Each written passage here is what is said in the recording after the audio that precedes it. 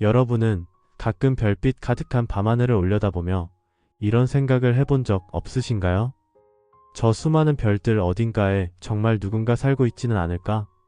사실 인류는 아주 오래전부터 이 질문에 답을 찾고 싶어 했습니다. 그리고 놀랍게도 우리는 이미 그 해답에 아주 가까이 다가가고 있을지 모릅니다. 바로 지구에서 가장 가까운 별 프록시마 센타우리에서 말이죠. 프록시마 센타우리는 지구에서 불과 4.24광년 떨어진 별입니다. 이 거리는 우주에서 보면 그야말로 바로 옆집이나 다름없죠. 최근 이 별 주변에서 아주 놀라운 행성들이 발견되었습니다. 그중 하나는 지구와 놀라울 만큼 비슷한 환경을 가지고 있을 가능성도 있습니다. 그렇다면 프록시마 센타우리 주변에는 정말로 우리가 꿈꿔왔던 생명체가 존재할까요? 아니면 인류가 앞으로 첫 발자국을 내딛게 될 미지의 세계일까요? 오늘은 지구에서 가장 가까운 우주의 이웃 프록시마 센타우리에 얽힌 흥미진진한 이야기로 떠나보겠습니다. 우주에서는 가깝다는 말이 평소 우리가 생각하는 것과는 매우 다른 의미를 갖습니다. 프록시마 센타우리는 지구에서 약 4.24광년 떨어져 있는데요. 이 거리를 빛의 속도로 이동해도 4년이 넘게 걸리고 현재 인간의 기술로는 무려 약 7만 년이나 걸리는 엄청난 거리입니다. 놀랍게도 이 엄청난 거리가 우리에게는 가장 가까운 별입니다. 그렇다면 프록시마 센타우리는 어떤 별일까요? 우리의 태양과는 달리 프록시마 센타우리는 척색 외성이라고 불리는 작고 어두운 별입니다.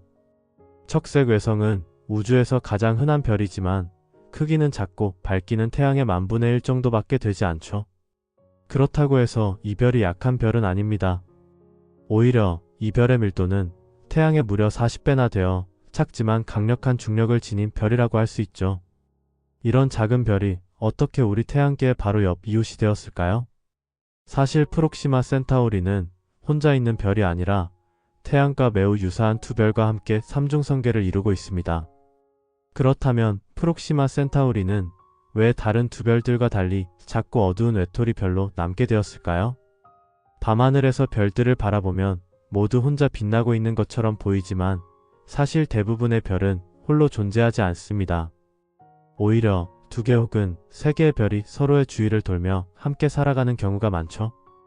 프록시마 센타우리 역시 예외가 아닙니다. 사실 프록시마는 지구에서 세 번째로 가까운 별인 알파 센타우리 A, B와 함께 삼중성계를 이루고 있습니다.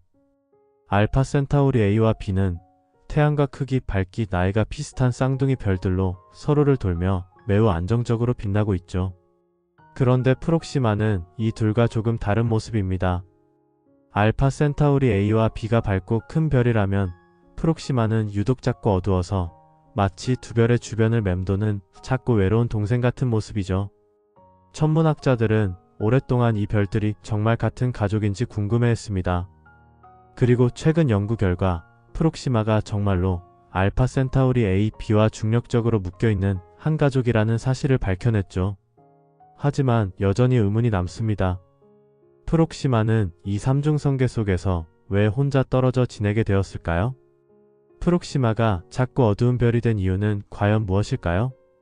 천문학자들은 알파 센타우리 A, B가 함께 생성된 반면 프록시마는 조금 떨어진 곳에서 따로 형성되었다가 중력에 의해 뒤늦게 이 삼중성계에 합류했을 가능성을 제기합니다.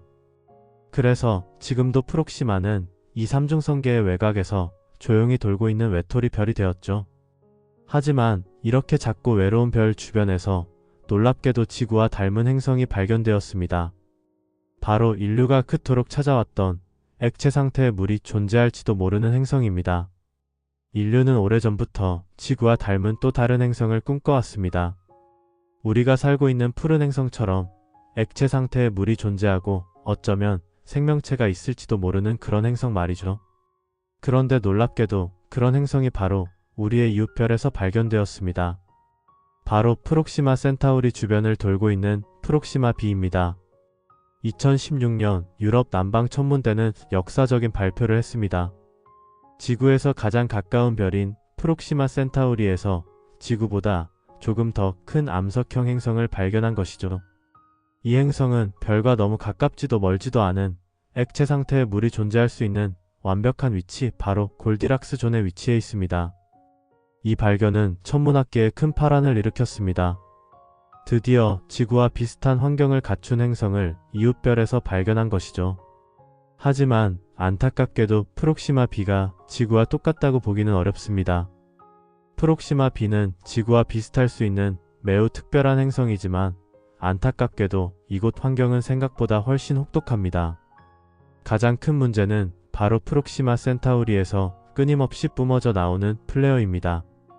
플레어는 별 표면에서 발생하는 강력한 폭발로 엄청난 양의 방사선과 입자들을 우주로 방출하는 현상이죠. 지구에서 보는 태양의 플레어와는 차원이 다릅니다. 프록시마 센타우리의 플레어는 수백 배 더 강력해서 프록시마 B의 대기를 순식간에 날려버릴 수도 있습니다. 이렇게 되면 생명체가 존재할 수 있는 환경은 급격히 악화되고 말겠죠. 게다가 프록시마 B는 조석 고정 현상으로 인해 항상 한쪽 면만 프록시마 센타우리를 향하고 있습니다. 즉, 한쪽은 영원한 낮이 지속되며 모든 것이 타버릴 정도로 뜨겁고 다른 한쪽은 영원한 어둠과 극한의 추위만이 존재합니다.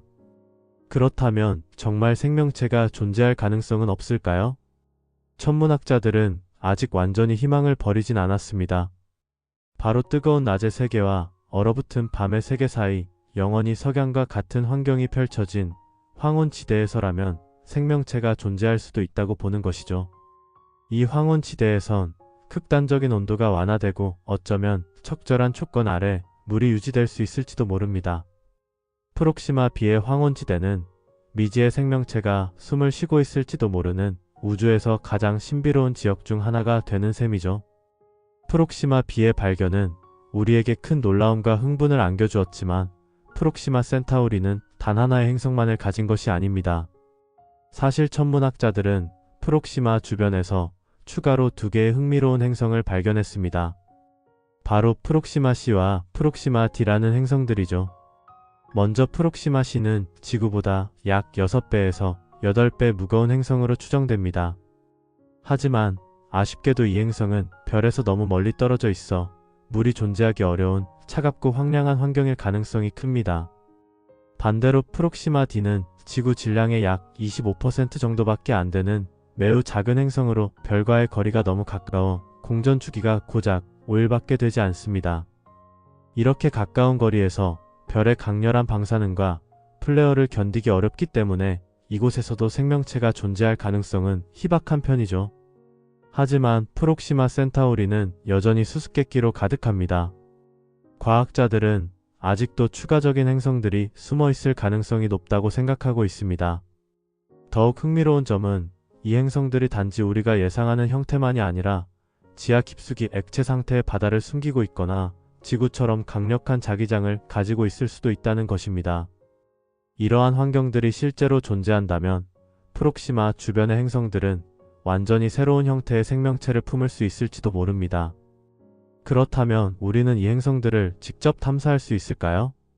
프록시마 센타우리는 비록 우주적 거리로 보면 바로 옆집에 있지만 인류가 실제로 방문하기엔 아직 상상조차 힘든 먼 거리입니다. 그러나 믿기 힘들겠지만 인류는 이미 이 별을 직접 방문하는 프로젝트를 시작했습니다. 바로 브레이크스루 스타샷 프로젝트입니다. 이 프로젝트는 러시아의 억만장자 유리 밀러, 천재 물리학자 스티븐 호킹, 페이스북 창업자 마크 저커버그 등 세계적인 인물들이 참여한 역사적인 계획입니다. 이들의 목표는 아주 작고 가벼운 마이크로 탐사선 수백 개를 강력한 레이저로 가속시켜 빛 속도의 약 20%라는 엄청난 속도로 프록시마 센타우리까지 보내는 것입니다.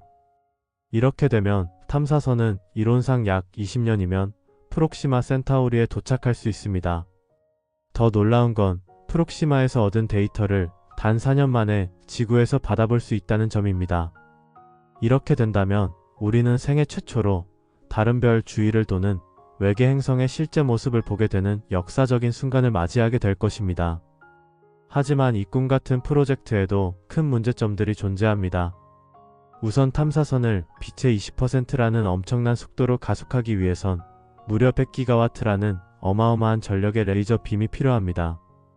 2024년 우리나라의 전체 전력 생산량은 약 140기가와트로 100기가와트는 대한민국에서 생산된 전력량의 70%나 되는 어마어마한 전력입니다. 100기가와트라는 어마어마한 전력은 현재 지구에서 단일 장치로 만들어 본 적이 없는 수준이죠. 또한 탐사선이 항해하는 동안 극한의 우주 환경이 문제입니다. 예를 들어 작은 먼지나 운석과의 충돌 위험도 해결해야 합니다. 작은 먼지 입자 하나라도 이 속도에서 탐사선과 충돌하면 탐사선은 즉시 파괴될 수 있기 때문이죠. 이러한 현실적인 문제점에도 불구하고 스타샷 프로젝트는 인류가 처음으로 다른 별을 직접 방문할 수 있는 가능성을 열어준 역사적 프로젝트입니다. 어쩌면 프록시마 센타우리는 인류가 최초로 방문하는 태양계 바깥의 별이 될지 모릅니다. 프록시마 센타우리는 단순히 지구에서 가장 가까운 별이 아닙니다. 이 작은 척색 외성은 우주에서 우리가 어디로 나아가야 하는지, 생명체를 찾기 위해 어떤 길을 걸어야 하는지를 알려주는 중요한 이정표입니다. 우리가 프록시마 센타우리에 주목하는 이유는 그곳이 인류 역사상 처음으로 직접 방문하게 될지도 모르는 첫 번째 우주적 목적지이기 때문일 수 있습니다. 프록시마 주변에서 발견된 행성들은 우리가 외계 생명을 찾는 데 있어 가장 현실적인 출발점이자 어쩌면 미래의 인류가 제2의 고향으로 삼을 수도 있는 중요한 곳입니다. 프록시마 B에서 극단적인 환경을 이겨낸 생명체가 발견된다면 이는 지구 바깥에도 생명이 존재할 수 있다는 놀라운 증거가 될 것입니다. 설령 생명이 없다 하더라도 이 작은 행성은 인류가 우주를 이해하고 더 멀리 나아가는 여정에 꼭 필요한 디딤돌이 되어줄 것입니다. 우주는 너무나 넓고 그곳에 우리가 아직 발견하지 못한 비밀이 무한히 숨어 있습니다. 프록시마 센타우리가 인류에게 최초로 외계 생명체를 소개해줄지, 아니면 먼 미래에 우리가 직접 방문해 새로운 세상을 개척하게 될지는 아직 알 수 없습니다. 하지만 중요한 건 우리가 이 작은 별을 바라보고 연구하며 한 걸음씩 우주의 비밀을 향해 다가가고 있다는 것입니다. 여러분은 어떻게 생각하시나요?